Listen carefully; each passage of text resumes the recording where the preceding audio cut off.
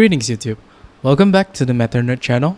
I am Marcus, bringing you another video for Cardfight Vanguard Overdress. In this video, we will be talking about the second mechanic that was introduced to us for Dark States, which is the Dark Irregular faction. Following the trend of how Dark Irregulars work, they are mostly focused on the number of souls, and the number of skills that you actually unlock is based on the number of souls. For example, if you have 5 or more soul, you unlock this and that effect. You have 10 or more soul, you unlock this and that effect. This mechanic in mind, it actually has a very late game focus depending on how fast you soul charge. If you soul charge fast enough, of course you're able to trigger all of their skills during the first turn you ride a grade 3. And this clan is usually do not have any rear guards. It's more focused on the Vanguard center, but then of course they may have some skills that actually call something out either from the soul, or you basically just take something from the soul to your hand and call it out. That's basically how Dark Irregulars work. So we're gonna see how in Overdress how they actually work, and of course there are some cards that actually benefits the final rush as well. Since this is a whole nation, right, the Spike Brothers faction of Dark States can actually use this kind of cards effect to their advantage. Let's get started with the card effect. First, we have the starter, which is Uncanny Burning. It has one skill, auto. When this unit is rolled upon, if you win second, draw a card. Of course, we have Innocent Matt here, which has the same skill, but of course, Uncanny Burning is for Dark Irregulars faction. Innocent Matt is for Spike Brothers faction. Of course, you can always interchange them. There's nothing wrong in that. There's no skills as of now that actually locks you to have the starter. So overall, this is just a starter. You're able to get one more card when you go second. So it actually balances up the you will always win when you go first perception. This is Bushiroad attempting to try to balance out this perception towards Vanguard. Next, we have a grade 1, Soniker. Auto. When this unit is placed on Vanguard, you soul charge 1. And then your second skill, continuous rearguard. During your turn, if your soul has 10 or more cards, this unit gets 10k power. So obviously this is going to be a ride deck material, and it's going to function as a 18k booster and attacker. But the problem here is that you will need to have at least 10 soul in order to trigger that 10k power. It's a little bit slow, and it's kind of key piece reliant, since you will need cards that actually helps you to soul charge. If you do not get it, then of course you're not going to trigger the 10k power. Overall, quite good, but at the same time not very. Next, we have a grade 2 Electro Spartan. It has 2 skills. Auto. When this unit is rolled upon by Master of Gravity Baromagnes,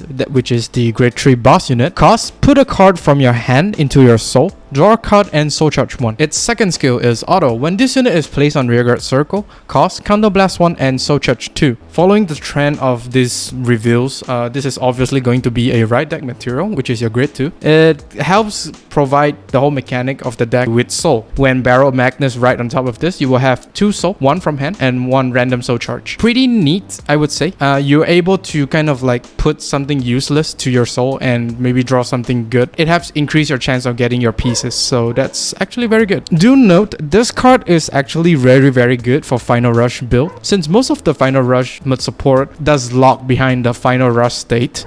With this card, you can actually use this to gather Bruce. You call it out to soul charge 2. Hey, benefit. Of course, it does nothing later on. For me, this is actually a very good card to help with the soul issue for Dark States. And we have the boss unit, Master of Gravity Baromagnes. Auto, Vanguard. When this unit attacks, cost, counterblast 1 and perform all of the following according to the number of cards in your soul. If you have 5 or more cards, draw a card. If you have 10 or more soul, this unit gets 10k and critical plus 1 until the end of that battle. If you have 15 or more soul, both you and your opponent put all of your own rearguards into your soul, choose up to 2 cards from your soul, call them to rearguard circle, and those unit gets 10k power until the end of turn. The skill of this boss unit is locked behind a 15 soul count. It's going to be quite slow if you want to activate all of those skills. It is very dependent on what you draw in your hand. And then this card is actually a board wipe. So if your opponent have like a full field of rearguards, this can actually retire, sort of like retire all of them and put every single card of them to their soul. Now the problem here is that you're giving your opponent's soul. It might help some clans, but at the end of the day, not many clans is gonna,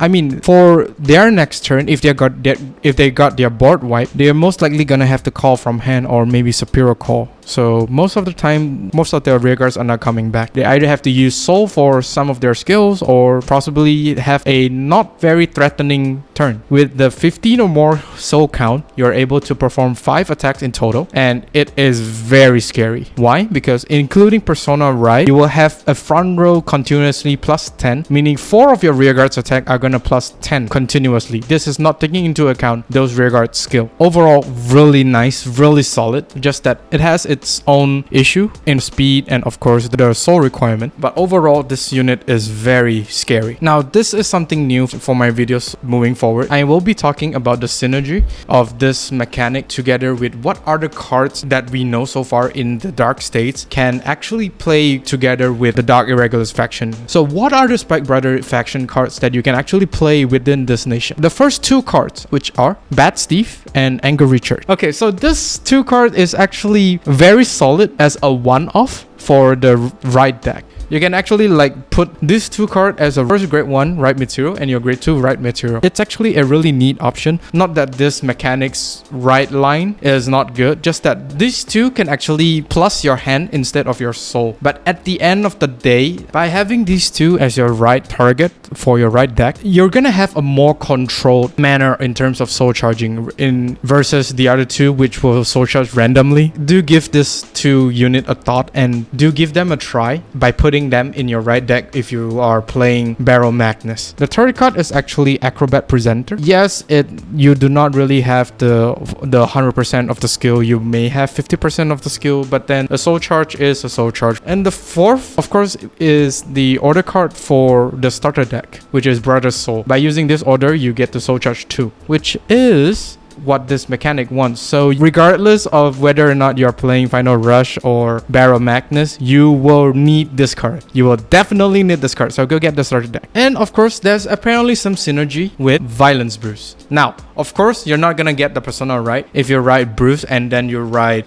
Baromagnes. But do think of it like this. Since you are running the Anger Richard and Bad Steve, you're able to superior call them back and make use of their power gaining skills, because most of your rearguards in this so far that we know of so far that do not really gain a lot of power other than the grade 1, which will be 10k if you have 10 or more souls. But Anger Richard and Bad Steve will only require you to be in Final Rush state. So this card is actually not bad, just that the consistency may be an issue, but you can actually try this alongside this deck and it might actually be a very fun way to play this deck. Of course, you're not gonna use the second skill obviously, because you're gonna ride into Baromagnes. And speaking of getting Final Rush, there's another card that actually works well if you have everything in place, which is Colossus. Since you will be able to gain access to Final Rush, you will have a meaty attacker of 28k by itself. And of course, it does soul charge when it appears, so it's still a plus to this whole mechanic, the whole Dark Irregulars mechanic. So yeah, what this does is you basically will be able to superior call this card, the Colossus, from your soul if you do soul charge him, and potentially have a very scary turn. And not to mention, there's another card that was revealed in the card of the day that actually do some. So stay tuned to find out what card it is in a future video.